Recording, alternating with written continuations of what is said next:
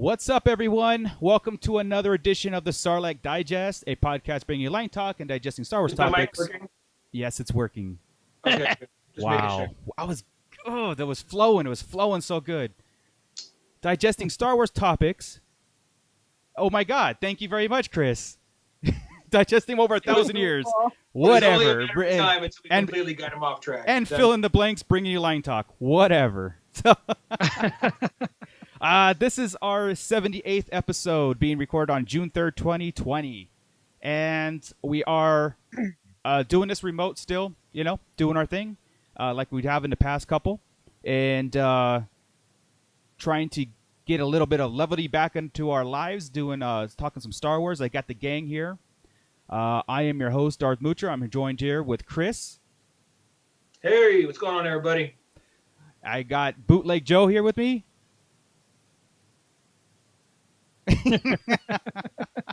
Hey, yo. That was a visual thing if there ever was one. That was awesome. I've got Scott Solos here with us. Hey, what's up, nerds? No Mike today, and he's back to his usual antics, of course, working nights. Well, I don't know, whatever. But I'm glad to have him when we had him, right? And Ernie, the Fallen Fed, is here with us, and he's visual. What's up? And he brought a guest. So if you're joining us on YouTube live, he's got his little baby Yoda on his shoulder. It's awesome. We do have some technical stuff going on, so again, bear with us when you're watching this live. The chat is going, so join in the chat, and as we start to discuss everything that's going on in the Star Wars world, of course, ask questions, give us some comments, and we'll get that in there too.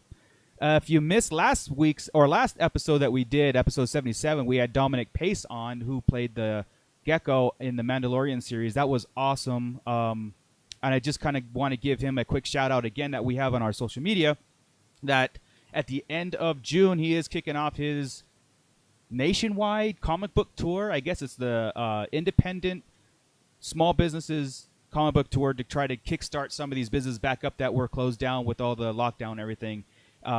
He's actually going to kick that off right here in our very own town, Line Breakers in Victorville, California. So if you're in the area on June 13th, and it's going to be from noon to 6 o'clock. And again, our social media, our group chats, everything else, we have that posted. So if you're in the area, please come check it out and support it. I think it's for a great cause. And then he's going to be on his road trip from Las Vegas. He goes all the way 30 days, I think he's doing it. So we'll support him on every step of the way. So, guys, go ahead, Chris, say that again. That sounds good. Yeah. Am I lagging? Yeah, but it's okay. It's okay. I mean, it is what it is. I think we're all lagging. Yeah. Isn't that the truth? Star Wars news. In the Star Wars world, there's not much going on. I mean, there was some announcements that were supposed to happen actually this week. There's supposed to be a game show this week. There was supposed to be a Thrawn book coming out soon. Things are starting to get pushed back a little bit, and it's due to the climate, and I think it's a no-brainer. I think we've talked about that in our chat with the Thrawn books, or the Thrawn book and any other books. Oh, the High Republic, right? That was pushed back also. Yeah, and it's like I think somebody commented, and I love the loaded comments, the loaded questions people give us sometimes. What's happening over there in Lucasfilm? Oh, what's going on? Did Kathleen Kennedy unplug it? Did she unplug something? But no.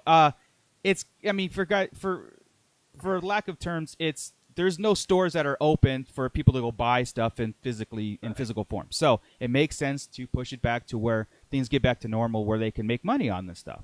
Well, like the High Republic thing, right? It isn't even so much that it's like the novels are ready. That kind of stuff's done. But the comic industry is slowed down. They're not putting out comics right now. Marvel's slowing down. DC, everybody's slowed down to a crawl, if anything. Yeah. And that's what's doing this, because they're trying to do a whole multimedia blitz. Remember when Shadows of the Empire? Yes. When we had that blitz with book, game, soundtrack.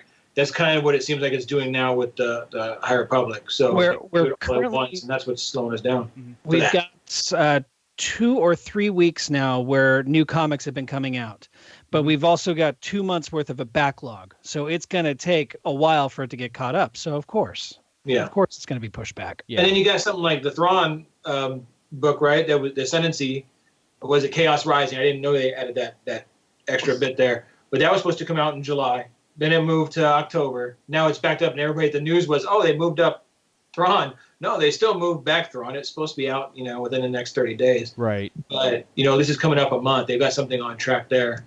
So that's good, starting to get things moving and grooving. Yeah, like I saw the wheels turning a little bit where things were starting to ease up, and I was like, all right, we're going to go back to Ernie's house. We get to hug each other. We go back to Disneyland soon. And that's still, I think it's still a possibility that within a month or two. Wrong.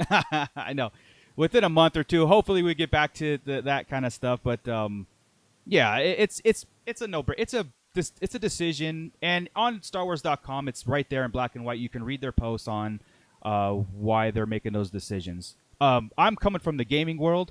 These decisions come at 0 hour all the time. We think we're going to get a game or a patch, and that day nope, it's going to be on Friday, so you got like 2 more days to suffer, or it's going to be pushed back another week or another month. And so I'm used to it. I am not like set in stone dates, and I'll go pick it if it's not. So and they're not like they're not releasing anything. It just happens to be certain things that they must have needed a little bit extra on that they can't get to, because a book, the Queen's Peril, just dropped yesterday. So there's not like books aren't popping out. I haven't started it yet. I was actually finishing up Thrawn again. Going through that. So I'll hit that up starting tomorrow. Nice.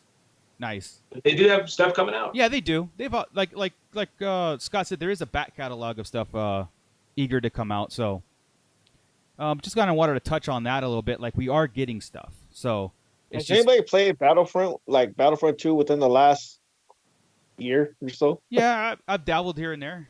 I for the first time I played it, last week. I didn't even know there was an update for it. Oh, really? It's been so long, it's been so long since I touched it. So I let it update, and I was like, wow, all these new, skins and but even still, I played it for like maybe 20 minutes, and I was already like, done with it. Yeah, I'm done. I played through the story again because I just wanted to see it. I wanted to kind of like refresh the story, but then I got into the multiplayer, and I was like, I just don't have the patience. I'm just old for these. This is a young kids game anymore, right? I'm just too old for to level up guns and stuff like that. And but what I am excited about when you bring up video games is the Lego stuff, and I think that was dropped today, right? The blue steel box or the steel case. Best Buy. I went for pre-order today. I'm just overall excited for the Lego Saga to come out. I will spend a lot of hours on that. That is my pace. I'm good with that. Only if it's one player, though, because we got that second player, and they won't keep up with you. Well, I don't play. So it's come on. I'm very stingy anyway, so I get 2 characters walking off the sides of the screens, and I'm yelling at my kids. I'm all this way, kid. This way, Luke. Come on. Yeah. I'm pretty sure he hates me over Lego. but he owns you in that arcade game anyway, so. He owns me in everything. But I'm glad that's actually getting some love too, because I was kind of like waiting for that to drop, or waiting for some more information on the Lego Saga, because that's my definitive game. I love that game. I love all the Lego games anyway, so. I don't have any of them, but I think that's if I were to get a game, that's probably the one I'd go for and enjoy, because I am garbage whenever it comes to those first-person shooters or the Fallen Order. No, I haven't. It's still in the wrapper. Still in my just put it on your shelf at this point. I know, right? There's no point. I'll do you one better. I don't even have it yet. Oh, really? It's still on. You could buy Scott's. Yeah. But Scott, I highly recommend getting that Lego one, because this is the one to get then when they're all put together. Like, you won't have to worry about it. And even if you have that one sit there too, someday you'll break it out, and that's the one to have. Yeah, I agree. And I think it's wild, because if you go on there and try and download the other Lego games, they're all wicked expensive, even if you download them from the PlayStation Store. Legos never go on sale. I know, right? Damn games. They rose in price. Okay, graphics aside, because we already know it's night and day. Graphics aside, which game is better, Fallen Order or Force Unleashed? Oh my God! I'm talking story-wise and everything. Dude. That's one. You know what? Okay, this is how I can justify the 2 games, right? And I will say which one's better, but I'm going to justify the 2. Force Unleashed. is non-canon, right? It's Legends, but it's a killer story. I mean, for God's sake, you are Vader's apprentice. In Legends, which of those two games is the better? Well, one is canon, one is Legends at this point. So, Fallen Order is very interesting because of they're both great time frames. They're both Empire time frames. You know, right after Order 66, and then pretty much the Empire reign is Force Unleashed. So, who's got the better Force story? I think I'm going to go with Force Unleashed. Yeah, I'm going to go with that as far as like the epicness of it. I mean, you're playing a bad guy and Vader's apprentice, and it's got some awesome endings that you can choose. You're literally hunting Jedi.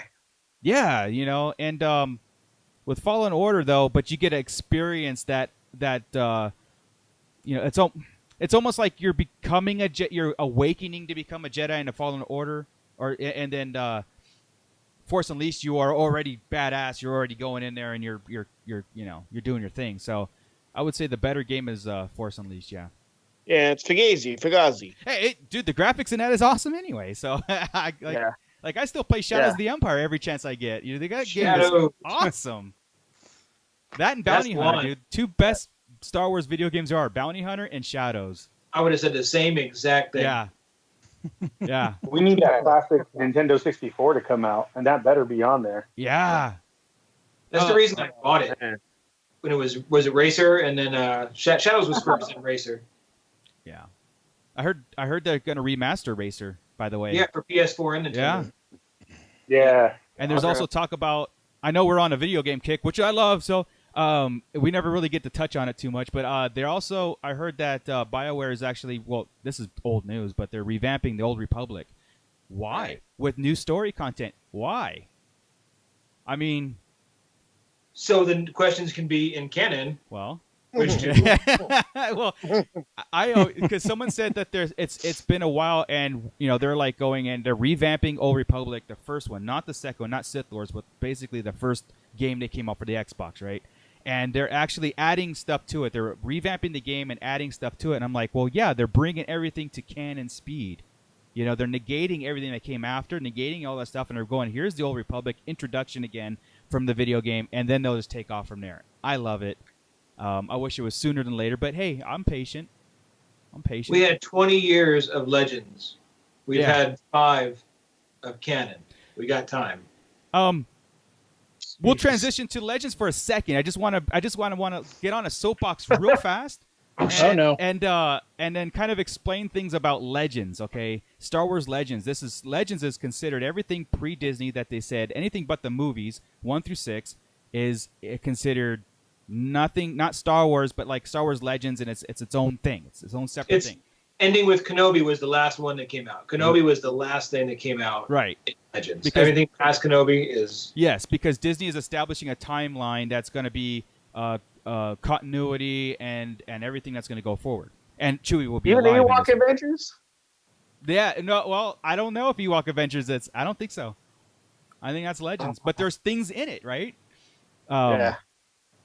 So Legends has certain time frames, okay, and this goes on for a lot of people that are wondering about Legends. Legends encompasses the Star Wars saga. It goes past the Star Wars saga. It goes Old Republic. It even goes way back to the first Jedi ever existed, or not. They weren't even called Jedis, right? They were the Force users and the whole thing.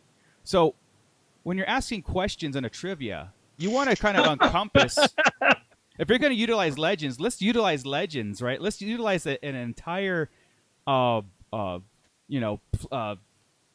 that we have. Scope. Yeah, we have a broad scope. I get that Exar Kun is important. The Rakata is important. This, the all these things that are very important. But Legends is something that you really do have to study. It's not something that you just kind of like just know, because there's so much of it. Yeah, I look at it like this. We've got movies that whenever any of us are sick, we can go grab a movie, put it on, sit down and watch it. If we're bored, we can go grab a movie, we can pop it on, sit down and watch the whole thing. Legends, you pick up a book, that's a 12-hour commitment right there to go through. Well, and unlike Chris, who can sit down and read a book like that, or listen to a book like that, I can't do that. I've got I've got a lot of stuff going on at all times. So for me, I might have read something once, and then it goes on my bookshelf or to the used bookstore, more likely, and I never touch it again because 9 times out of 10, whenever it came to Legends, I didn't. There's nothing against some of it, but I really didn't enjoy so much of it. Well, okay, so yeah, so Dark Plagueis is Legends on the book, the novel, right? The novel that's considered Legends. Yeah, even though it's wonderful. Yeah, how? That's what I don't get. How is that book considered Legends when the main story of it is canon and it's actually even told in a movie? Yeah, it's the background stuff of how he went through all that, and having Darth Maul's background. It's all part of that. All that bit you just can't use, right? The movie stuff's fine, but they can't use that background story. They might later, but they don't get there now. The devil's in the details, man. It really is. They can go in now, and Darth Plagueis, the story exists, but they can do anything they want to change it up. Now they would bring up the fact of the cloning and the stuff that we just saw in Episode 9. Right. Now, if they want to do Plagueis' backstory and when Palpatine killed Plagueis and he learned about how to do this they can add in there now. They can use that whole book and just add this piece in, and now boom, it's new canon and it fits better. They could take so it gives them a chance to, like with the game, they're going to go in there and remaster it and change a few story points. Right. It'll end up being stuff that will match into what we see here. Talk of Exegol, probably. Sith Eternal, Sith Eternal. Absolutely. These things will all come up, and that's a great add. You can have almost the same story, add these things, and then you have it. Mm-hmm. My little thing on your soapbox, right? I'll stand with you to the side there. Sure. Is we do know, all of us, right, know a lot about everything Star Wars. But it's not so much even in the regular saga to where it's the detail of this, and this. Right. It's more feeling and the story and how it went. So I'll give you this. They were good questions because we only got 4 out of 6 of them.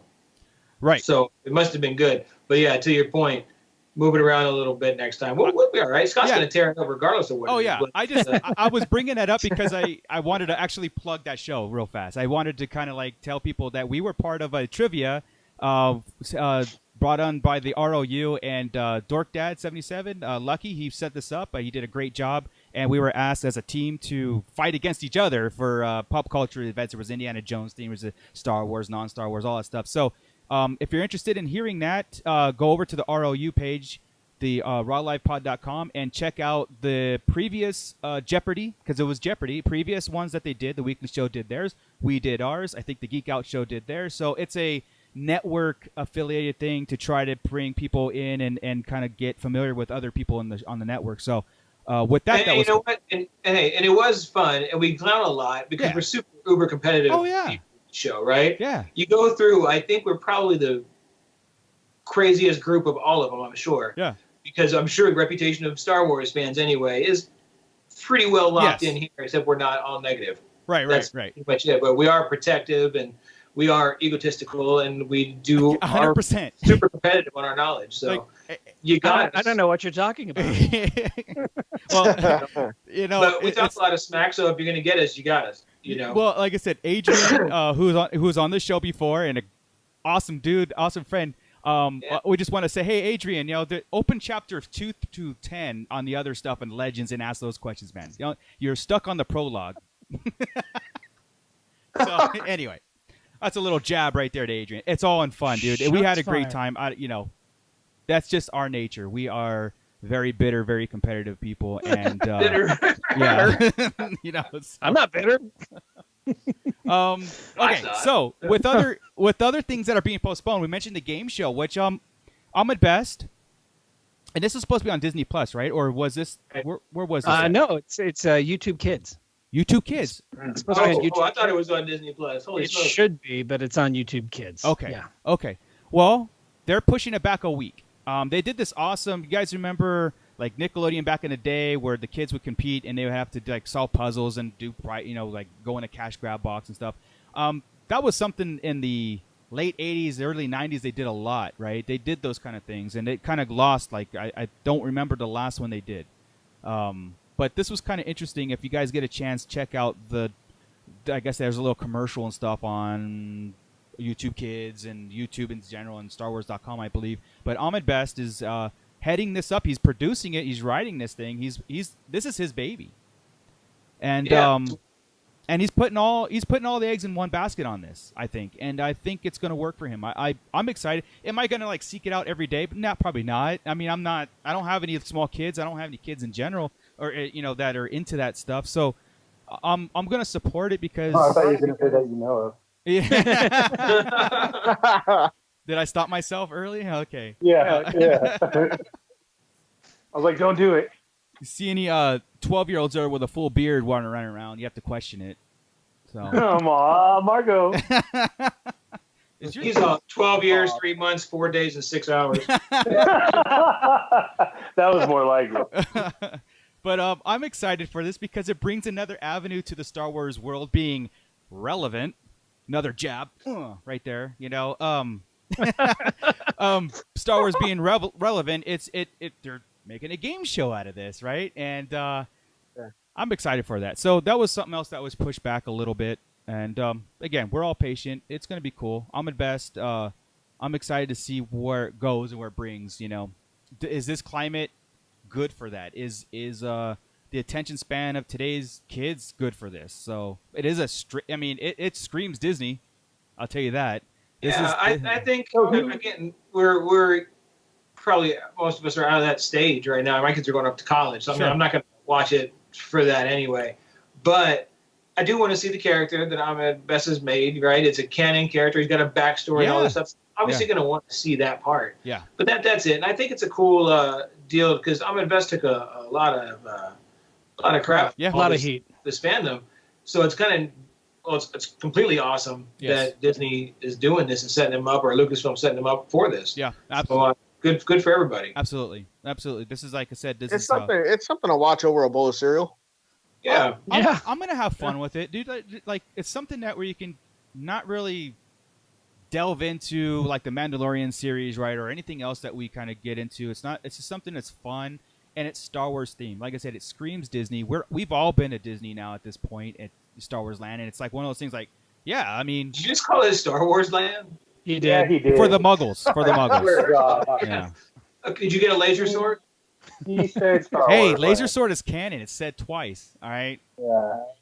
Did you get to ride the Starship Enterprise there too? All right, we're done. We're done. Who said that? Yeah. It was Ernie. I'm telling on him.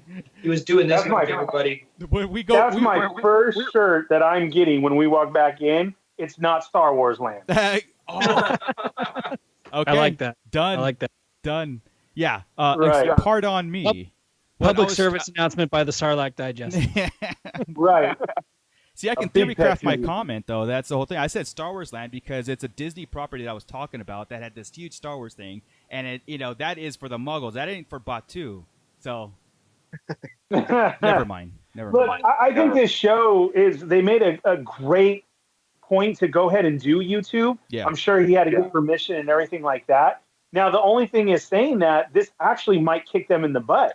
And we've all said it. One, it takes us back to our old 80s, 90s game show days. Mm-hmm. Joey said perfect over a bowl of cereal. Like, what if they make them short and quick? Right. They may make more money on YouTube than having your small little show on Disney Plus. Yeah.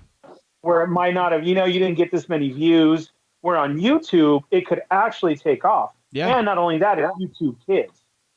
So it's kind of more of a smarter decision to do that and maybe to try it out. And then maybe if we can get more, that could actually be a good avenue to say, okay, you go to YouTube Kids first, and then maybe you graduate to Disney Plus to see how long you've lasted or what's going on. Sure. But I think as far as Ahmed Best doing this and going there, this may be a better opportunity for him to be on the YouTube channel. Yeah. Oh yeah, this is his second. This is his second rebirth in Star Wars. Like it came out that he got a lot of flack for playing Jar Jar and stuff. And look, we give Jar Jar crap, but Ahmed Best did an amazing job. He did his job. He's a great human being too. So it's the same thing that poor Rose went through. Yeah. Kelly Marie Tran got a lot of guff for her portrayal of a character. People didn't like the character, but they attacked her just like they attacked Ahmed. Right. So. Yeah, I'm glad you said that because that was actually going to be a point I was going to ask. Do you think this is a possibility they do that. They know which actors got ripped on. Sure. Right? Sure. So Jake Lloyd, Kelly Marie Tran, do they give them like cameos and things or put them in shows or give them shows? Kelly Marie Tran could pull off a show. I don't think Jake Lloyd, I don't know. Before I put him on as a guest, I don't want to say too much. Right? No. Jake Lloyd? But, that'd be fun. It would be fun. Yeah. That'd be kind of neat. And we would all just know. So you think they're... And it would be cool because you give everybody a second chance. You know? You think they're throwing him a bone? Is that what you're saying? Oh, no, 100% with Ahmed Best. Yeah. This is one of those things where he had a good relationship with them in the beginning. I remember him being at the Celebration 1 and how they were all over Jar Jar and how much work he had done with the mocap and all these things, right, about Ahmed. And he was in a band and playing they made a huge deal about Ahmed Best. Yeah. And for him to get built up and then really smacked down, I think the folks at Lucasfilm that were around know that and are making it right. I don't know if it's necessarily all. I think that's part of it, but also he's been behind the scenes a lot in all the celebrations since then too. Yeah, I mean, he's been keeping narrating DJ. Exactly, he's been keeping up with the fandom and with Lucasfilm. So he's been an active member in that community for a long time. So I don't know if it's necessarily all them throwing him a bone or him actually like earning it. I think he's by far earned it. I don't think anybody's balking at it yet. Like, I would say not so much a bone, but a good point of that is exactly like we said before. Us at our age know him as Jar Jar and like that. Yeah. Here's a chance that they rewrote him canon. Now that's what these kids and people are going to know him as this character. Yeah. Which could totally help and rewrite that. And he doesn't get stuck now. He gets to be a Jedi Master. And correct. Yeah. Right. Yeah. And look how awesome that is to, dude. We've never heard of companies doing this. You have a game show with a host as a canon character with a backstory, like Chris, like with the whole thing. When we go to Batu, we go to Galaxy's Edge. Everybody in there has a backstory. When we made our lightsabers, those people in there have a backstory. Yep. They have names. They have a whole thing. And I think that adds part of it. What the Disney's overall plan and Lucasfilm's overall plan is to have this continuity on every single level. From commercials are canon at this point. I dig it, man. I think it. Like I said, I think there's room for all of it. And by the way, Jar Jar gets a lot of flack, right? But how many of us are going to run out and buy Jar Jar 6-inch Black Series when it comes out? I mean, I'm pre-ordering it day one because come on. I'm waiting for a pop re-release because the other one's like $250 to $400. Hey, maybe you'll get lucky on that one too. Yeah, over and over and over again. Wow. Real fast. You know what? Since we brought up toys, let's do this real fast. Ernie on the Toy Migos, they've covered this, so if you guys go over there, checked out their daily shows that they drop, they're on it, man. Like every time I hear about something dropping, I just will go to the internet. I go to Toy Migos. Honestly, you see me in chat, Ernie. I'm in there sometimes, and you guys cost me money every time. So, well, Hasbro really went after our wallet this time. I didn't expect? Okay. Yeah, what is that? Scott's holding up. What are you holding up? The Mandalorian Heavy Trooper? I'm holding up the Heavy Trooper. He came in Entertainment Earth today. Oh, nice. I got mine when it was released, by the way, in Best Buy. So did I. Oh, you got another one to open. Christmas or something? Come on. Yeah, so they the Rebels, and this will bleed into something else I want to talk about. The Rebels are Black Series. All 7 are re-released through GameStop, right? Or not through GameStop, through Hasbro, just Hasbro Pulse. Yep. It's everywhere. First off, 6-inch Black Series is getting a facelift on their packaging, right? So now we have real art coming into the boring, black packages and the red ones. So I appreciate that. Even though I open everything, I appreciate that because I remember back in the day, the art was everything, and it still is to a lot of us. Scott and I are into that field anyway, so we kind of appreciate that a lot. So, A+ to that team. Now, what they're doing though, they're re-releasing the Rebel Squadron, all 7 of them. Ezra right now is like in the hundreds if you try to buy them. So I appreciate them re-releasing things. Is he really? Yes. Yeah. Kanan's from doing. I can't see myself paying $80 for them. No. Kanan's like $30-$40. But anyway, every single one besides Zeb, because he's a brand new character and Chopper's brand new, basically, they're all getting a facelift. And Ezra's not. So Kanan is getting a facelift. Hera, Sabine, and Ahsoka, they're all getting resculpts. So this gives me a chance to pick up the ones that I didn't miss and get brand new head sculpts. But I've also gotten a few of them anyway. But I'm going to pick them up because they're brand new head sculpts and they looked amazing. So, well, it's weird because they're re-releasing. I get it for Zeb and the new packaging to make them all kind of match, right? But why would you change the face right to a photorealistic on an animated character? That's what I said too. Releases with different faces. That's a weird one to change the face. It is, but if you hold them side by side, it's a big difference. And I like the new sculpts are just, I don't know, man. Like they fix the eyes, they fix things, they make it really look. They're not trying to make it look more realistic. You know, it's still a cartoon version of it. But if you hold Hera side by side with the other two, you're going like, man, the new one is so much better. And I know there was some controversy on the Toy Amigos chat and stuff about some people chatting, say, look, Hasbro's just, pulling you along in the water, and they're going to make you buy every single Hera figure along the way. But Ernie, go ahead. But they have forever. Yeah, they have. This is nothing new for us. Done forever right, for 3 3/4. This is the whole thing about being a Star Wars toy collector. Yeah. Me and Scott have 100 Lukes between us, 80 different Boba Fett's and everything. And then here, they're going to get you so you don't have to get that new face sculpt if you don't want to, because you already have the figure. But here's the chance for everybody to finish their collection. Now, Zeb is new, and they're putting Zeb as a deluxe figure, so he's going to be 30. Yes. And then if you said no to that and you're cool, and now you've just gotten Zeb, well, then here come you guys again, like you just said, with the art direction. Yeah. So now instead of a numbered package on the side, you're getting a whole poster artwork. Mm-hmm. You have to put the whole set together to get this art. So not only does it look cool already, the one figure, but if you have all 7, you get this poster artwork that you can have up. Yeah. If you put them sideways. Yep. Some people don't display like I do. Some people do number display to show, look, I have 0 through 112. Yep. People don't do pops like me or Chris opens them and put them. They put them to the side with the number because they want to show. Right. So they've got, now that's 3 different groups right there that they have, as far as, the art people, the one who want the new face scans, or the ones who are just okay, but then have to get it, Yep. So they definitely got us. Now, with that being said, though, if you do want to save some money, Big Bad Toy Store actually has it up as a group together, and you can save about $40. Yeah. Whoa. Yeah, if you buy a case of them, yeah.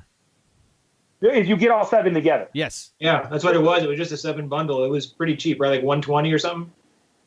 Yeah, I believe so. So you're, like I said, you're saving around $40 almost. Yeah, that's awesome. 2 figures. Exactly. Yeah. Exactly. So again, then you buy that bundle, but you weren't going to. But like Chris said, it's a great deal. Yeah. And now you just spent the money again. Yeah. So not only this, but that day other things dropped. This was like an expensive collector's day. Hit me hard. Yeah, right, Scott? I mean, so now with this, they showed you the whole thing in that way. Then we got teases to not only Rebels, the cartoon series, but we're going to do A New Hope. Mm-hmm. We're going to do Empire, Jedi, The Mandalorian, Clone Wars, and they gave us all specific figures out of there as well, too. Yeah. Which, again, is going to be that sideways artwork. Mm-hmm. So it's cool because, Return of the Jedi, we're going to get Akbar and Tebow, right? Yep. First one, that's cool. Let's order those. Right. But then you get to Empire, and they're going to give us Luke and Vader, which are repacks. Yeah. Well, Vader's a new sculpt, though. Yeah, Vader's a new sculpt. Yeah. But Vader, that's going to be the same Vader that comes in Wave 3 of the 40th anniversary. Yeah. So 2 different packaging, same figure. Again, that's why I ripped that stuff open. Yeah. So that's what I'm saying as far as, man, they got you. Because now imagine when you finally have, I'm going to go for the retro Vader on the Empire card, right? Yeah. But now all of a sudden you have all the Empire figures and your artwork is now missing that Vader. What are you going to do? Yeah. Well, you know what? It's like the Snowspeeder Luke. I refuse to pre-order the Snowspeeder Luke because I just bought it 3 weeks ago. And my artwork will just have that gap in it, and I will live with that.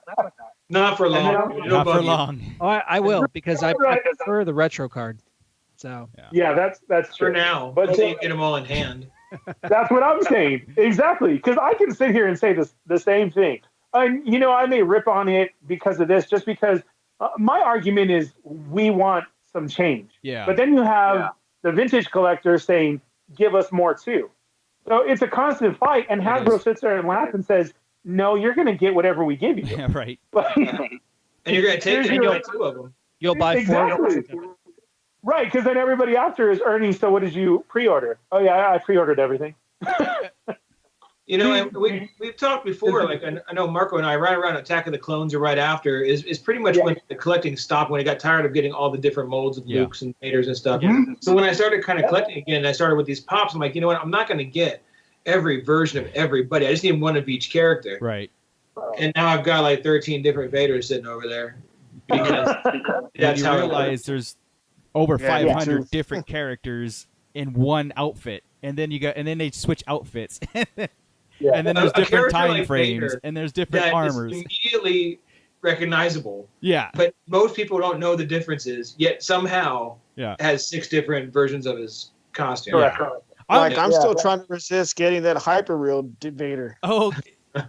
Wait till Black Friday when it goes to $30 and grab it. It's like, because I got to collect everything Vader. Yeah.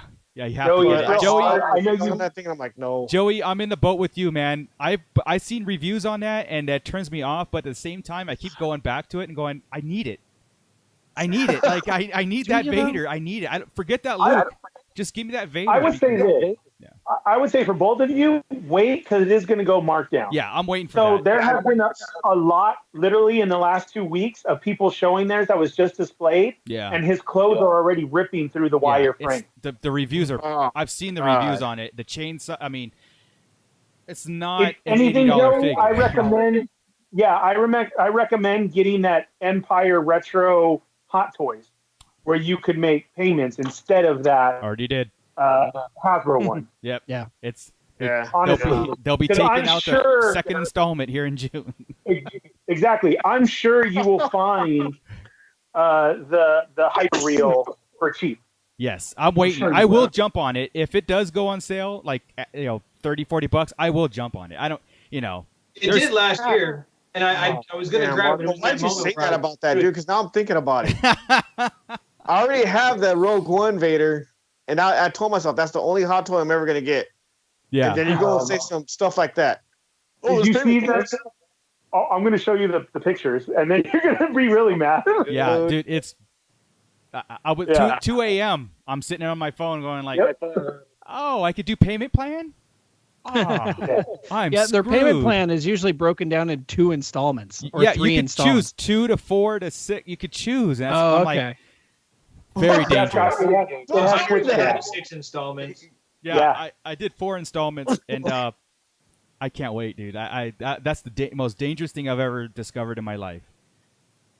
Yeah, a friend of mine had the new Hyper-Real Bespin Luke, and he took a lot of pictures of it and sent me the pictures, and I'm like, that is my favorite version of Luke, is that Bespin Fatigues Luke, and it just does not do it justice. It is not... it is definitely not an $80 figure. No, it's a rubber outfit, and I thought it was. I mean, the pictures on Hasbro Pulse do. I mean, that's some shady stuff right there, because they did some editing, or they did some really good trick photography on that, because it did not look like a rubber suit. I call it the photo chop. Yeah. Yeah. Very disappointing. And it's funny though, because man, they get us because, like Joe said, man, I really want that figure, even though we keep saying. Yeah, it's bad, and it probably won't go on. Out of all of us, we still got to have it. If they had a Boba one, it would already been ordered. Oh, yeah. I mean, so they always have us. Rubber suit and all. But like Scott said, I mean, that Luke is my favorite version of Luke, the best one. Right. And even though I know how horrible that Hyper-Real one looks, and I know that his fatigues are pretty much painted on that rubber, right? Yeah. So it's all one piece. Yeah. But it's got the skeleton where you can pose them, and I mean, I've seen some people take some awesome pictures, honestly, but It's got a. I mean, it's a shiny rubber suit. Reminds me of the Bendums back in the '90s when they had them. A really nice, expensive Bendum. An $80 Bendum. It's like nearly impossible to get that Luke in Hot Toys.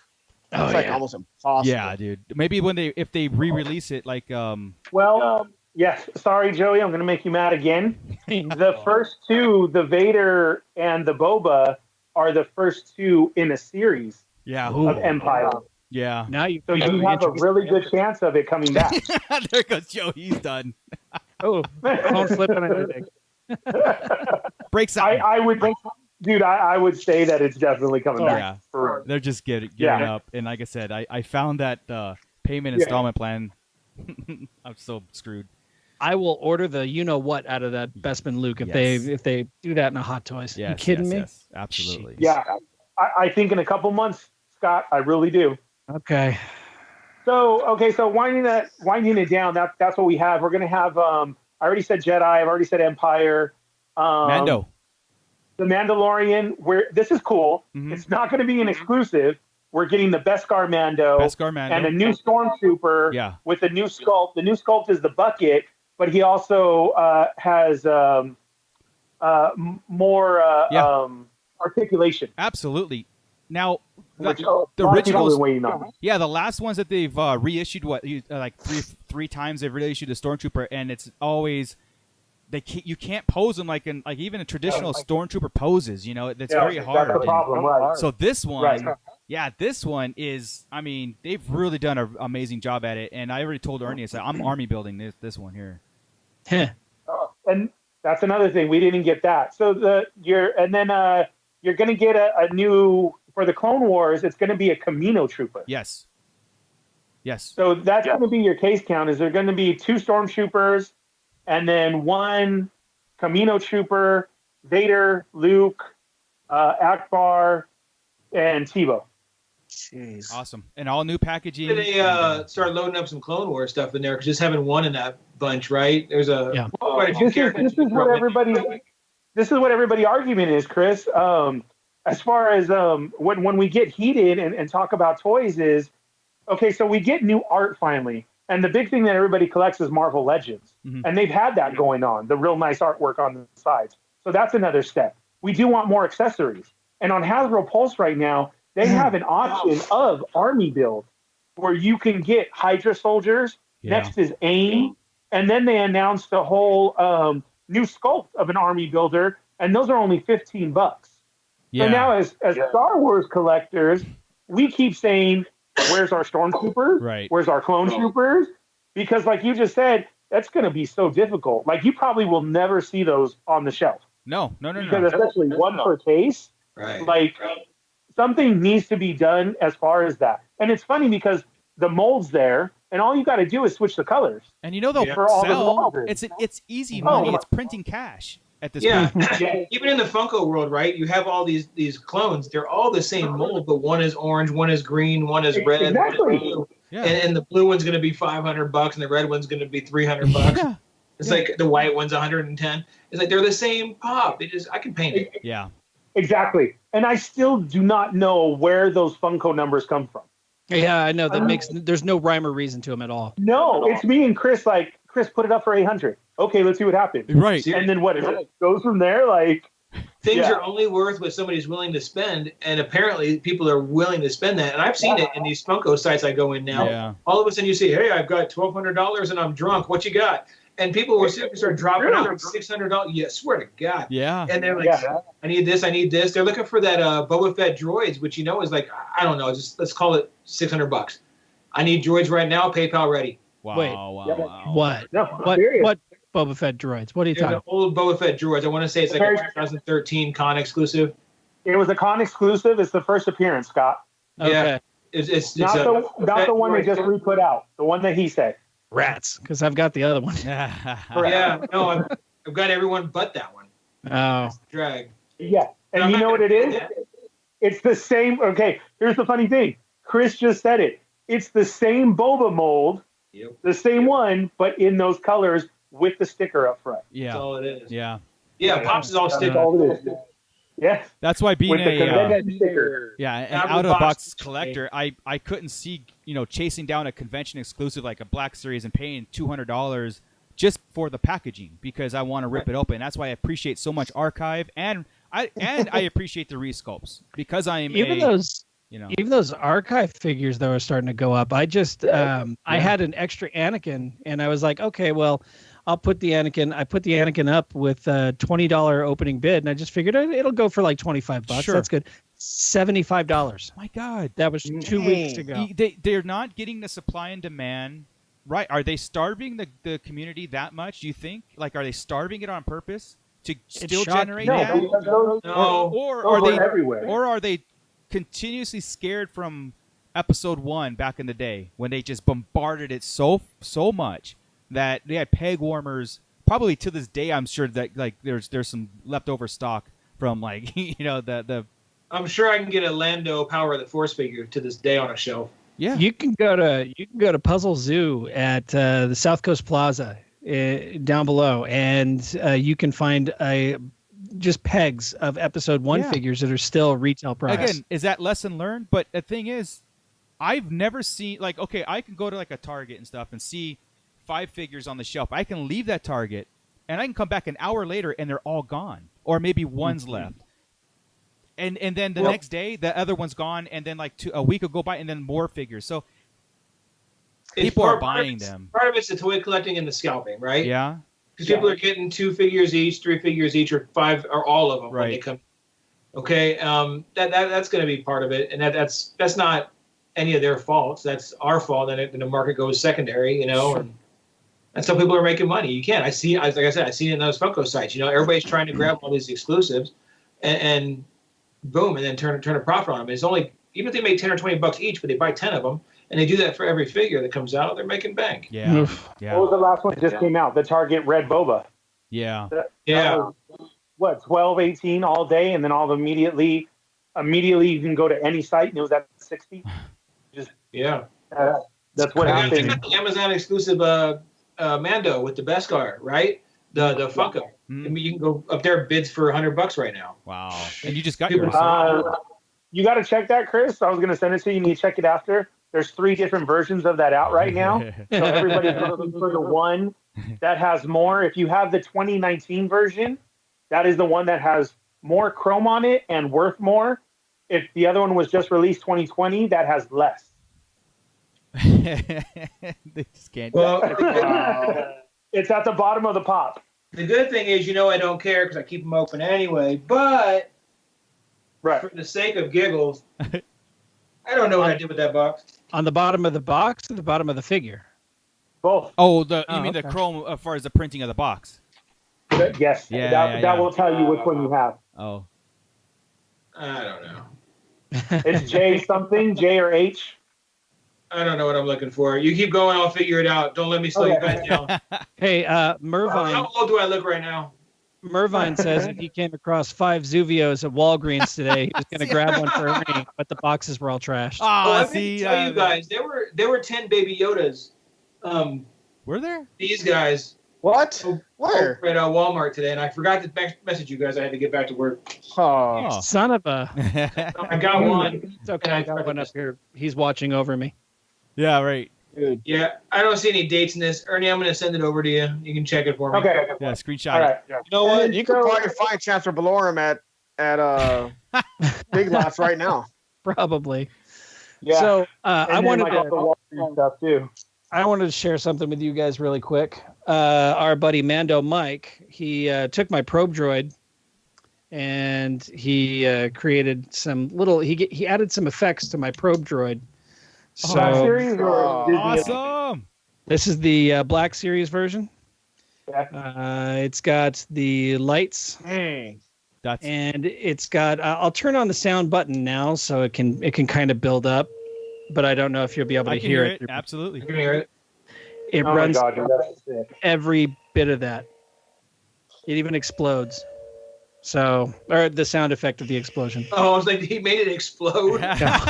So like only press it once. Dig it. Yeah. He put the buttons in these very specific spots to where you can actually. It looks like it was built. Yeah. There's the button right there. That's amazing. Yeah. And then the second button is up. It's just going. Yeah. Does it make the woo, woo, woo, woo, woo? Yeah. Yeah, that exactly like that. There we go. Oh, dude. God. So that was, you said Mando Mike. He's Mando a Mike. friend of yours. Does he do this like on the side as a hobby? Is this something that, like, if I wanted to put a link in the description for people to hit him up with that, is he okay with that, or is this something that he doesn't want to? Specifically, You just broke something. I just dropped Baby Yoda on his head. Specifically, the one that he did for me first was a little sound chip that he put inside of the Mandalorian helmet here, inside of Boba Fett's helmet, and of course it's not going to work right now. You really should have practiced this. I should have practiced this, huh? Yeah, it's like me. Everybody's on a wild Gucci, so I'm looking for a date on a pop box. You can't get a Boba Fett match to work. This is the greatest episode ever. And I'm buying things on eBay as we're speaking, so it's like. Yeah, I just went through the list, and Marco's all, "Gosh, dang it!" Yeah, I'm sitting there going. Joe's looking at what he needs to sell to get that other hot toy. Exactly. How'd you know? Yeah. Yeah, see, You looking at my wall? Yeah, right. that's the way it work, right? Yeah. Right yeah. now, Joe just said, which one was it? The Anakin? Yeah. Well, Scott, send me his info. Yeah. I'll put it in the description, man, and we'll give him a shout out for that. That's great work. I love seeing customs like that. Yeah, and there's not a scratch on it. I He have completely disassembled it and put it on in I have there. an It's extra really- Pope Droid too. That's what I'm saying. All right. Do you guys want to get into a little line talk? I got something for you. Yeah. Let's do it. Some theory crafting. You might have heard this, and it might be old. Who knows? But in Rise of Skywalker, What about the Jurassic Park characters are all going to the next season 3 of Mandalorian? yeah. You mean nobody was casted this week? No, yeah. Well, there are rumors. Reminded about the Jamie Lee Curtis casting rumor. Did we all forget about that? No, we said that back in when we announced Michael Biehn. Yeah. We said it was Yeah, Jamie Lee we forgot Curtis all also. about that as we were going through Sabine and Hera and everybody else on the planet. We forgot that Jamie Lee Curtis was like the first rumor there. It was the first. We left her out many times. Yeah. Are you serious? I've never heard that. Yeah. We went over that. I mean, we briefly said like Jamie Lee Curtis, and we're like, oh, okay. I rolled and was like, that's just whatever. I mean, well, again, she fits as the armorer or some kind of new not rebel leader, some kind of Republic leader. I would think. That'd be cool, man. Like a Mon Mothma type. I would hope. That'd be awesome. Right. Yeah. I'm telling you, man, the Mandalorian's gonna turn into like Chips. Remember how Chips always had like somebody guest starring on there? Yeah, but I think that's what they're going for. I think that's what right now is this week's guest star is. Why not? We need somebody to do the opening with the Chip song where Mando and that other dude were on the speeder bikes. That'd be so perfect. Oh my god. Oh, we got to do that. Yeah, there was some other rumors stuff and going around, but more so spin-offs and stuff. But again, when they become more official, I think we can talk about that and how it fits and stuff. But it's stuff that we've already talked about, I think.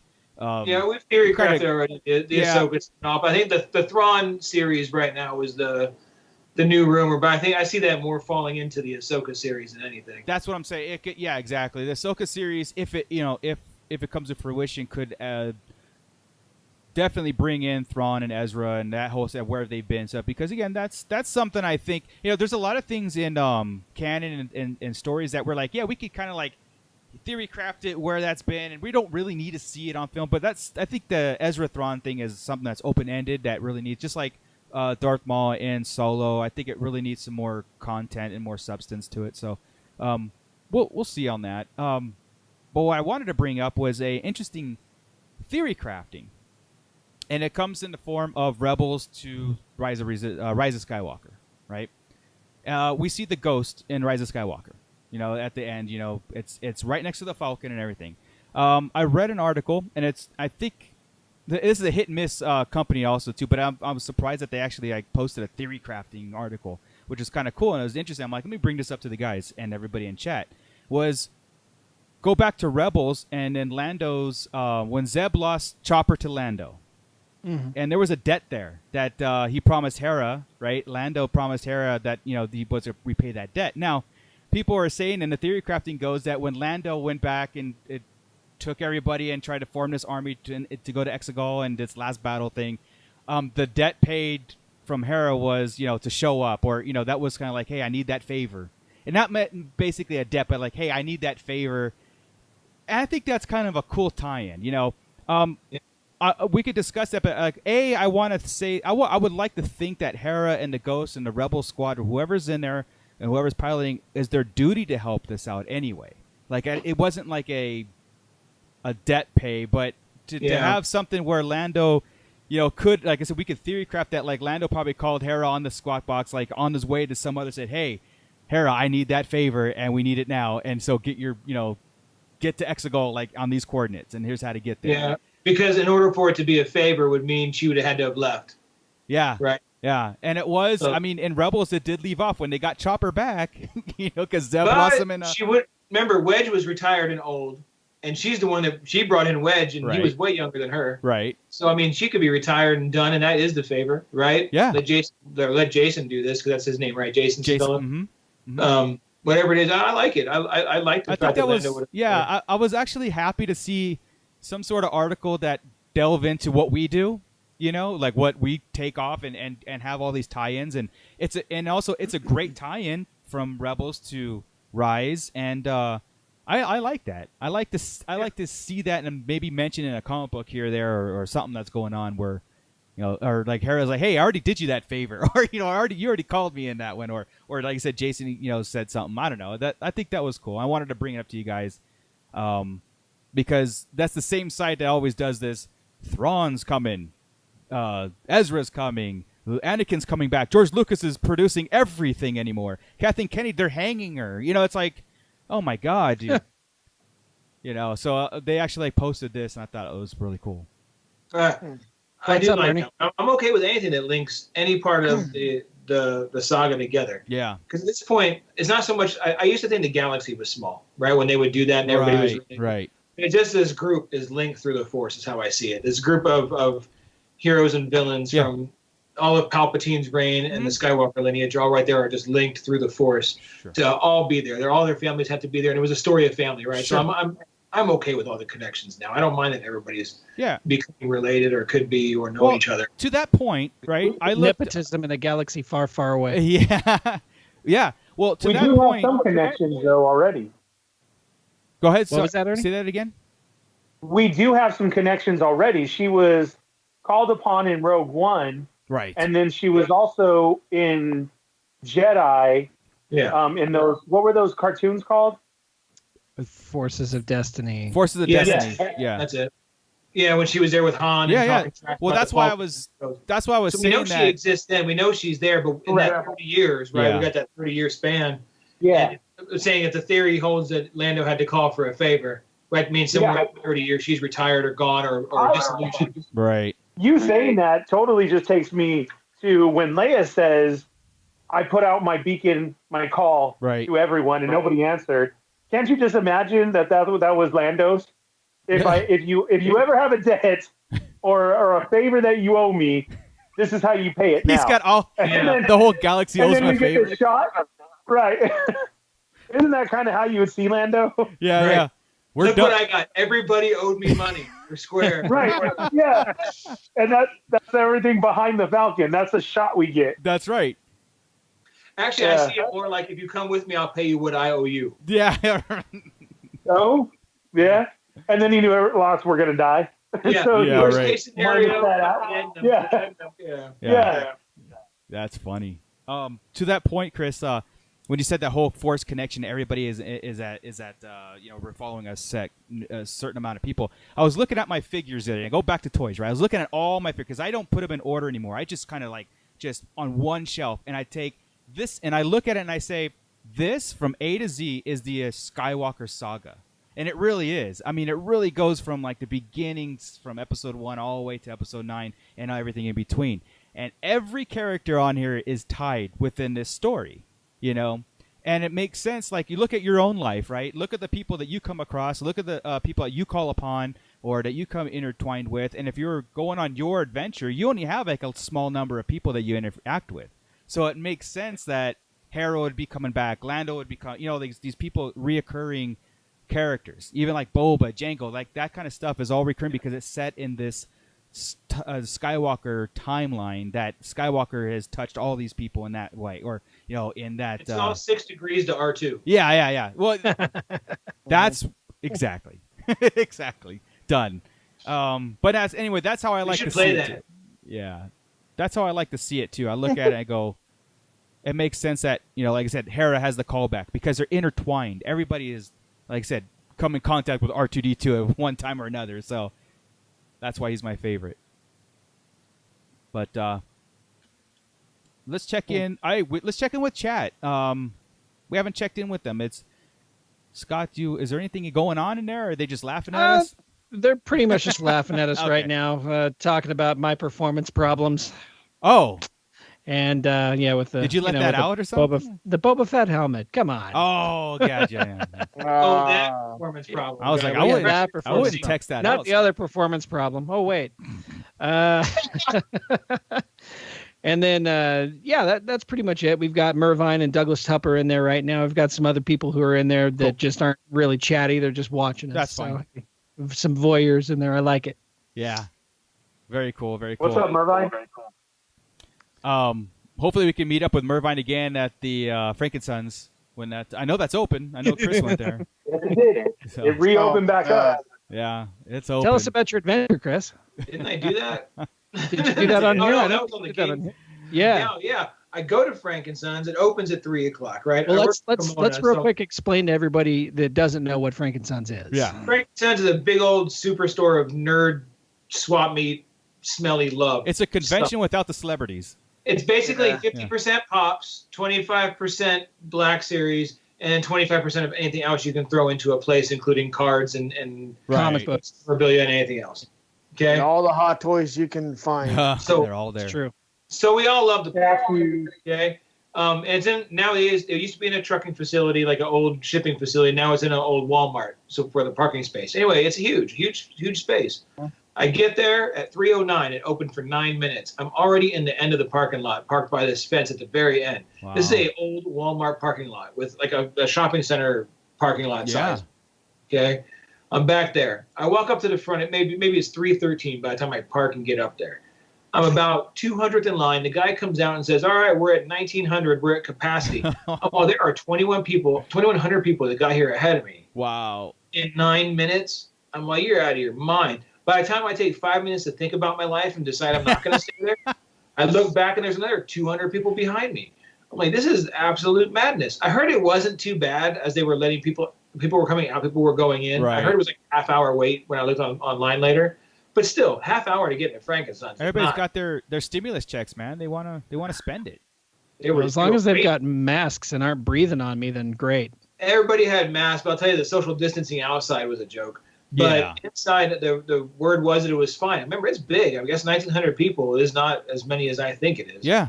But I guess I would assume they're counting the people that have booths too.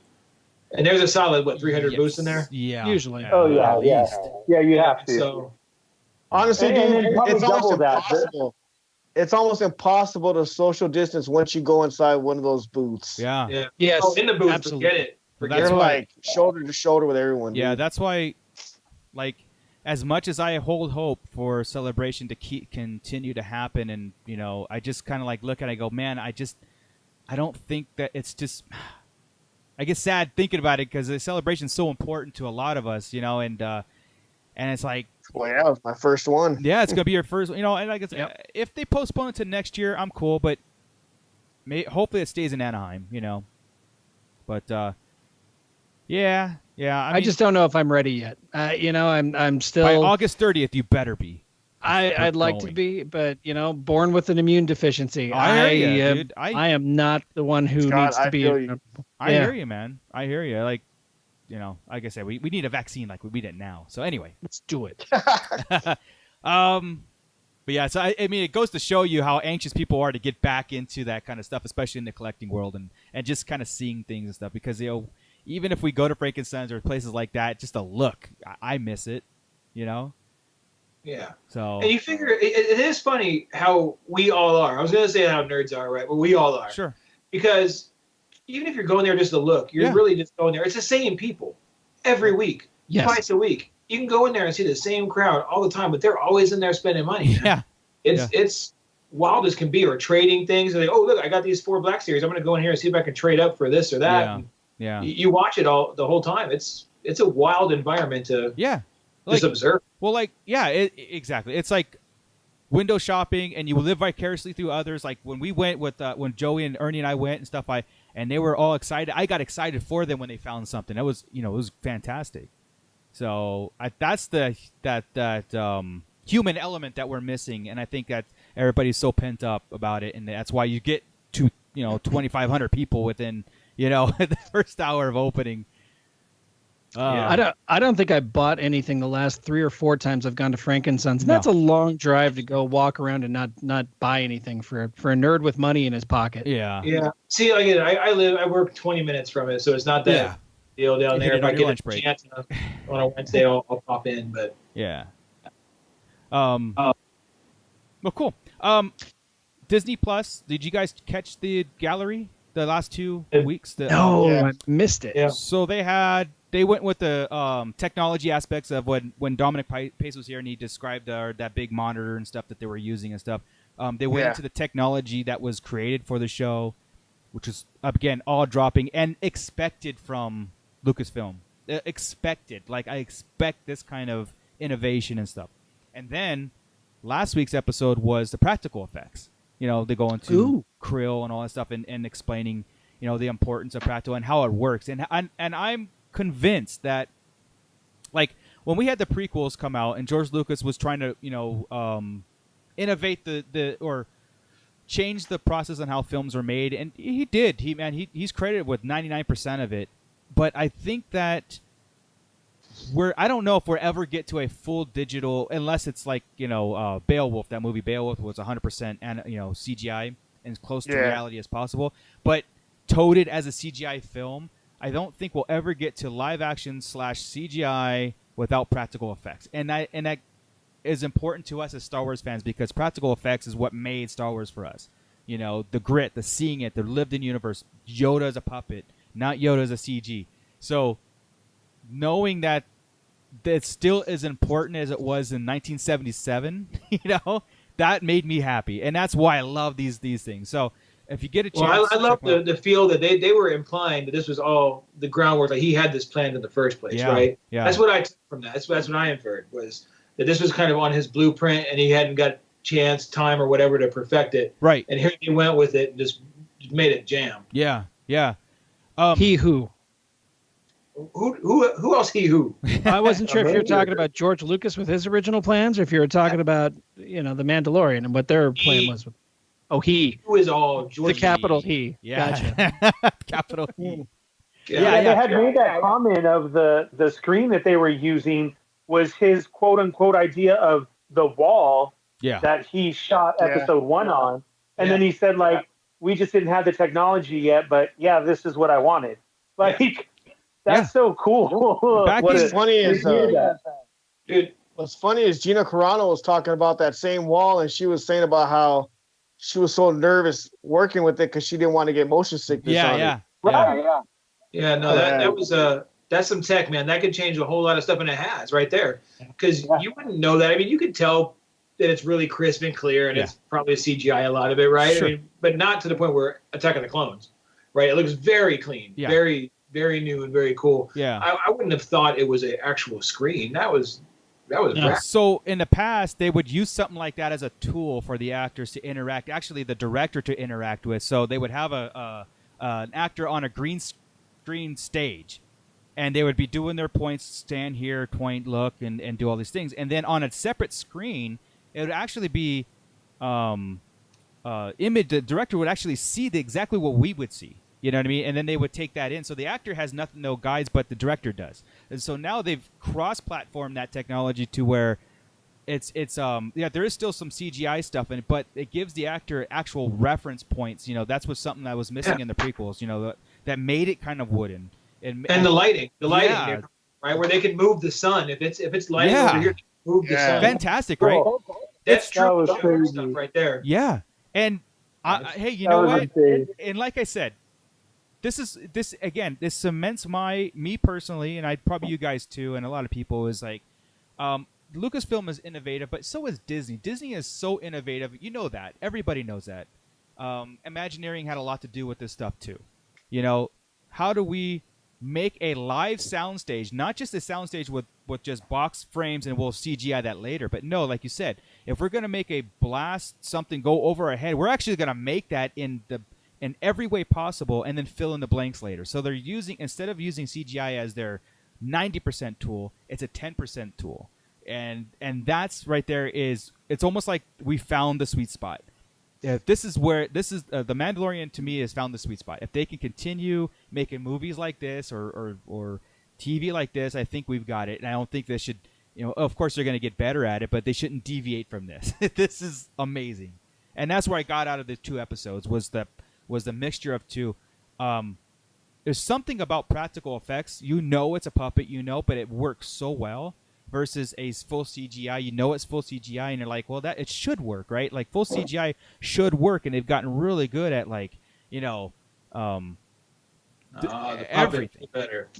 Everything. But practical is just like I don't know. That's probably, maybe it's us as originals, like 1977 Star Wars stuff, even going back to like Dark Crystal and Labyrinth and stuff like that, where puppetry was so important that we bought into it so much. It doesn't fool us. Even though we know it's puppets, it doesn't fool us. But I'm just glad it went full circle. What's cool is I like the way I can't remember who it was I was talking about when they worked with the Baby Yoda puppeteer. And they were saying about how they saw it right there and they were like, oh, look, it's so cute. And they actually caught themselves talking to it like if it was like a real baby. That was Carano talking about how she was making another person who talking to the baby saying, how you doing today, baby? Yeah, right. They walk away and she caught herself doing it later. Yeah. I mean, dude, did you guys, I got choked up during that episode again because of the baby and the way they were treating it and hanging out. Awesome. Warner Herzog, and then again, more talk about George from Filoni. Yeah. Every time Filoni talks his mouth and starts waxing philosophical about George in the past, right. I lose my mind thinking that we should be in these hands right now, you know? But yeah, good episodes again. The last one more so than 2 ago. Sure. No, cool. The practical effect one was way better than the sequel. Again, I love that stuff, and again, I love that it's not just an homage. They're actually like going, no, we need this. We can't deviate from this anymore, and it's proven, And without. And how, this is how I, go onto my mind. It's like, George Lucas gets a lot of flack. Like, we give him a lot of flack for using that CGI. It just it worked, but it didn't work. Was there something missing? There was something going on in the episode 2, mainly, was like, I don't know, man, this is weird, but it's working on paper, on the story and stuff, and that's what we it's still weird. It still pulls you out. You really have to consciously decide before you watch the movie to not worry about it. But just like, and the fact that I have to think that does take away from it, but again, on paper. Yeah. And Lucas probably was the first one to tell you, goes, well, we couldn't get here without me doing this anyway. So right. And that's how you guys see, you got to appreciate what it was. At the time, just mind-bending. Again, back to Phantom Menace and Jar Jar. That was what they all talked about, how he would swing his head around and Ewan McGregor would be able to duck because he knew there were, all this crazy stuff they went through and they built. And the same thing, Attack of the Clones, how they had hardly any sets. Yeah. It was all green screen and all this stuff. I mean, they're pushing boundaries. Yeah, they did. So you got to be okay with that. You're going to get, it didn't hold up 20 years later. It hardly held up 5 years later. Yeah, 100%. And I went back and I always do this every once in a while. I watched the episode 1 making of, because it's just, there's something about it and there's some energy about that, the documentary. And when Lucas came up with the storyboards and he's saying this is CGI and this is practical, this is set, this is whatever, and everybody behind him were just like, "What are you? What are you kidding me?" And he turned around and he goes, "Just make it work. Invent the tools to make it work. This has to work because it's not. Nobody knows what to expect anyway. You know what I mean? Like, and that's I think." And I'm not into the movie industry, so I don't really know if that talk really goes on these days or they're just utilizing the tools. But like George Lucas, he's credited for so many more patents than we know. and so many more wars than just Star Wars, and like that. And pushing the boundaries. The boundaries, like I said. How do we do this? And he's like, I don't know, but we have to figure out. And he goes, maybe it's not just how do we do it. How do we create the tools that make us do this first? Like, And yet, just listening to an interview on one of the new Blu-ray features, they still used in episode 1 the largest number of miniatures of any of the Star Wars saga too. Yeah. So they still use practical effects. They still use miniatures, and it shows more so than any other. And it shows. It really does show. It does make a difference. I mean, that's and I think that's the whole point. So I don't think I ever had a problem with any of the CGI in Phantom Menace. None. No. It's pretty flawless. If anything was going to be, it would have been Otogunga, maybe a little bit. But even that was pretty darn clean. It was pretty good. Like even the battle scene, the battle of Naboo didn't bother me, which was weird. You think that would have, right, with droids and Gungans? That didn't even seem overly CGI. It just seemed alien. Yeah. I was okay with that. It was Attack of the Clones that lost it as far as the CG, and then the CGI in Revenge of the Sith is so much better. Yeah. Until you get to Mustafar and they're floating on lava. Then it's what's cool is also in that episode how they were talking about when that they actually wanted to use stop motion on the blurgs when he was looking through the scope. Yeah. He's all, I just want to do one because how the blurgs were originally stop motion on Battle for Endor. Yeah. How he goes, I still want it just because it was stop motion back then. I want to try it one time on this episode to see, and he did it when they looked through the scope. I love that. I thought that was cool. I love it. Yeah. It's still utilizing all the tools from back in the day. It's fantastic. Man, so that's all I got. Really for Star Wars this last 2 weeks. I know there's more to come, and when the game show drops, we'll have to talk about that and the next Disney Gallery, next 2. And we are working on some exciting things, so everybody make sure that you keep on in contact with our group page on our Facebook. I think that's where we all hang out anyway. We all hang out there and just talk Star Wars 24/7 in that chat. So please, Facebook group, our what's it called? Sarlacc Central on Facebook. Sarlacc Digest Central. Yeah, that's awesome. Yeah. Anybody else have anything? Yeah, it's pretty cool. Yeah, it's cool. Does anybody else have anything to add or comment, anything from the chat, or you guys, or do you want to call it early and just kind of go home and be safe? Yeah, not this time. I'll have the Queen's Peril done by next show, and we'll go over that. Other than that, man, no news going. Right on. Yeah. All right. Cool. It's pretty quiet. Nice. Well, that was Chris's outro. Bootleg Joe. Yep. Buy more toys. You can find me here at the Sarlacc Digest. We are fired up tonight. Let me retry this. Later, guys. All right, good show. Dig it. May the force be with you. You can find me here and signing out. There you go. Scott Solo. Hey, I was listening to the Oingo Boingo Nerds tunes, and man, I love it.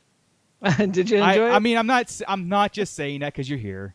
I've been wanting the Oingo Boingo thing, and I thought you guys were just going to kind of throw in some of your favorite Oingo Boingo songs and stuff, but I didn't expect retrospective of Oingo Boingo, and I really appreciated that. I'm glad. Yeah, that's one of the things I like to do on Nerd Tunes is we'll pick a subject, we'll pick a band, and we'll pick one song from every album of that band's history. Yeah. And I try to choose songs that weren't singles. That way it broadens the listener's perspective on a band they may have heard. So everybody knows Oingo Boingo's Dead Man's Party. Oh, sure. But do you know Weird Oingo Science, Boingo? Exactly. Exactly. You know Weird Science, but do you know No One Lives Forever, or do you know When the Lights Go Out? Do you know all these other songs? Right. And I did the same, and I know you guys pick on me about it, but I did the same with Depeche Mode. That's I did the same with The Cure. We did the same thing with some misses. That's cool. That's cool. We did the same thing with Muse. It's amazing you're so happy, Scott, with all this emo crap you listen to. I know. That's what's that's my therapy. It's how I stay so happy as I listen to all this sad music. So. Yeah. But I also wanted to, not only do I have Nerd Tunes, but also this amazing group of guys that I get to hang out with all the time. I wish we got to hang out in person more. Where are they? But we will. What amazing. But, I wanted to bring up something we keep forgetting to mention, and that's the fact that we do have a Patreon page. Oh, yes. Yeah. And, this, we don't make any money off this show, and it costs money to run the show, and we would like to try and soften that blow a little bit. So if you wouldn't mind logging on to patreon.com and looking up Sarlacc Digest Podcast and just dropping us a dime here or there, become a subscriber. You can get artwork from me. You can become a guest on the show. We've got stickers, shirts. We've got all sorts of stuff. If you have any ideas as to what you would like to see as a possible award or reward for becoming a patron, please let us know. Drop us a comment. Hit us up in the chat on our group. And we want to hear from you. We want to be more interactive with you guys, and we want to keep on we want to get Ernie better internet. How can we do that? How can we get Ernie better internet? Maybe we should get Chris out there. And well, what we're gonna do is set up an OnlyFans page, and that's the one that'll get us some money. Right? Chris is in charge of that one. Nice. So it's me and Ernie. We're in this. Well, our Patreon link is in the description below too, so you can click right there. And yeah, anything is appreciative. It's just to cover the cost that running the show and expanding. We have a lot of plans, and we do talk about this we do literally talk about this show 24/7 with our group. You know what I mean? And it has spilled over to our Facebook group and stuff. And sometimes it's sometimes our eyes are too big or our goals are too big, and all of a sudden it starts falling into place right now, right? Yeah. And everything. There's behind the scenes work in the group, and we're hoping to get this further and bigger and go somewhere. Awesome. Well, thank you for mentioning that, Scott. Yeah, we do forget sometimes because we just forget. We don't want to beg. Exactly. But hey, you know what? If we do have some morning cool at the perks. middle of the night, I ain't too proud. Yeah, I feel bad because I'm like, I just got 4 pops in the mail today. Can you guys spare $3 so I can run a show? Oh my God, you sound like Adam Sandler right now on that SNL episode. Boy. Look, I'm not gonna beg. Yeah. Just join a Patreon. That doesn't come out of our Patreon funds, by the way. We have our own. No, it does not. Separate funds that the wives don't know about, and I guess they do now. So. No, mine's fully aware. I'm always like, I pre-ordered that in December. I pre-ordered that last July. I forgot all about that. I bought it on Tuesday. Exactly. You got to throw in the classic too. No, it was already paid for. Good thing. Yeah, I paid for this a long time ago. Yeah, good thing. Yeah, right. Gift card. Totally. Yeah, gift card. Oh, that's awesome. Yeah. Probably half my figures were on gift cards. Yeah. Yeah. Gift I cards. don't know why Ernie keeps sending me pops, babe. I know. That's all. It's not his thing. Yeah. And check this out. I didn't buy it. I Pay no attention to the wall of pops behind Ernie. Yeah, I know. Oh my God. He's giving me $3 a week. That's why they keep showing up.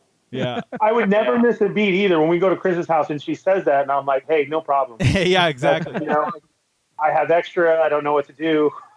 What was that movie years ago? Was it like Guy Code or something? Yeah, Guy Code. You remember Jason Lee?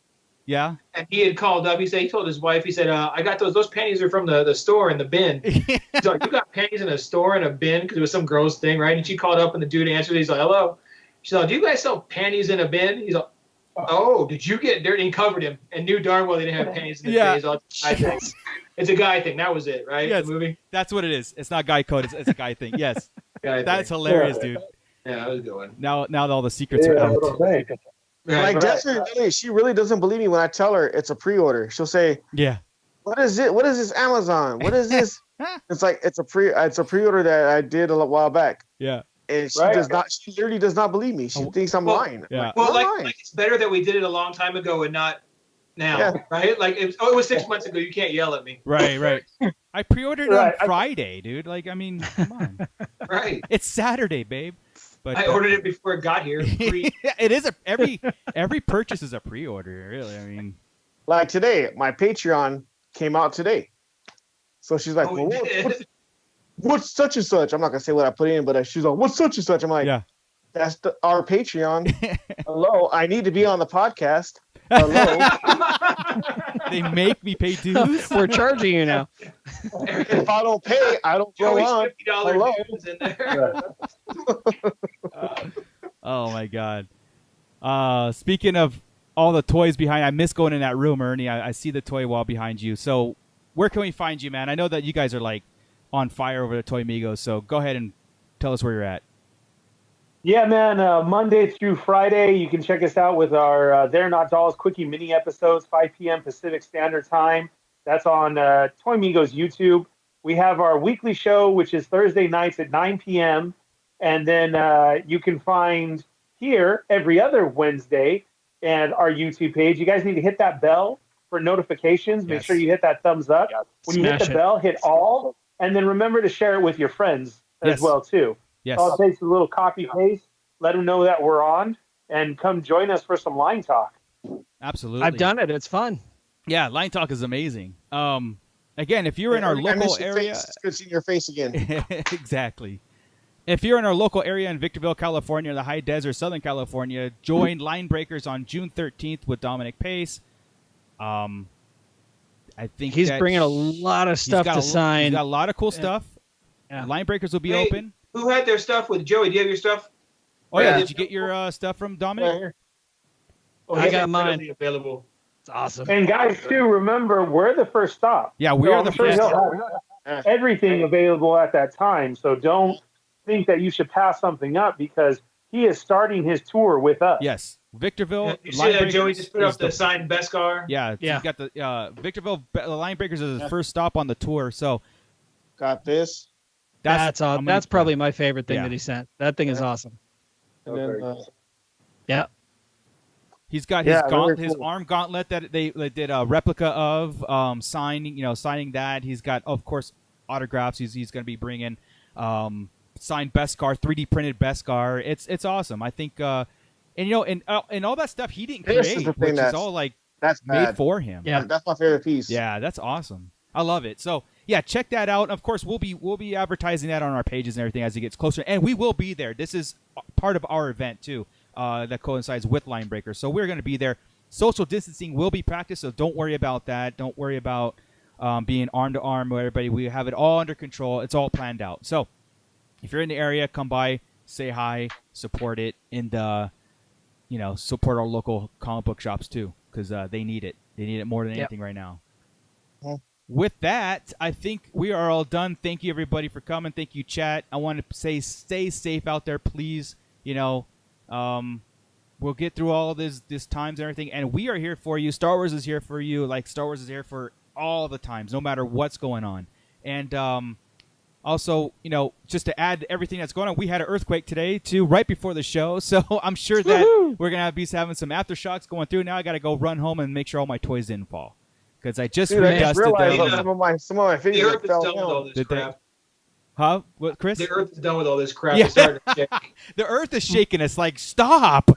I've got a bunch of TIE fighters and stuff hanging up from the ceiling in my toy room, and I walked in there, and they were swinging like this. Yeah. They were going crazy. Yeah, it was nuts. It was another big one. It was a 5.1, I heard. So it wasn't as big as the one.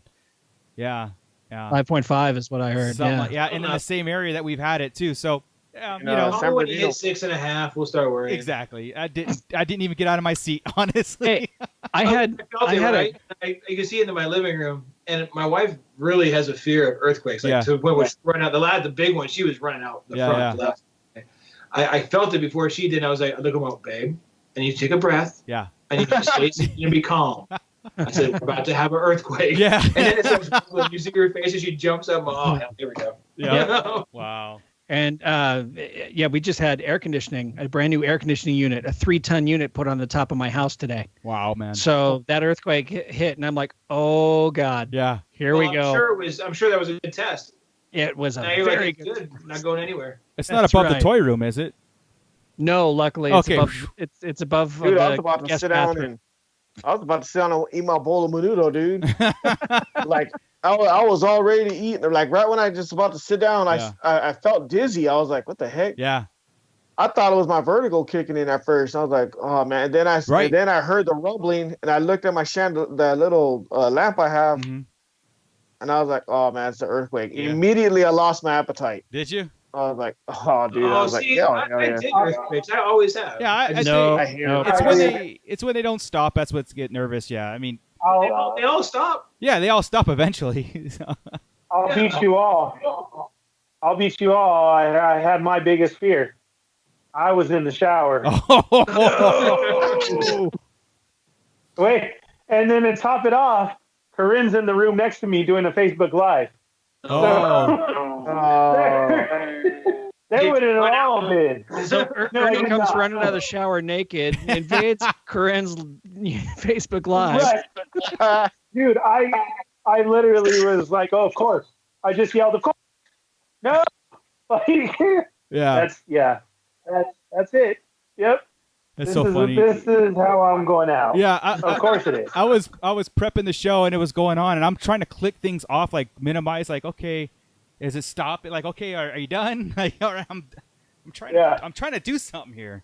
So. For about 10 minutes after too, I swear to God, after every earthquake, I feel like it's still moving. It is, like yeah, it's still shaking a little bit. Yeah, exactly. I was too. All right, guys. Be safe out there. We'll catch you later. We'll catch you in a few weeks. We'll catch you on the daily in our chat. So with that, we are out. Keep it nerdy, everybody.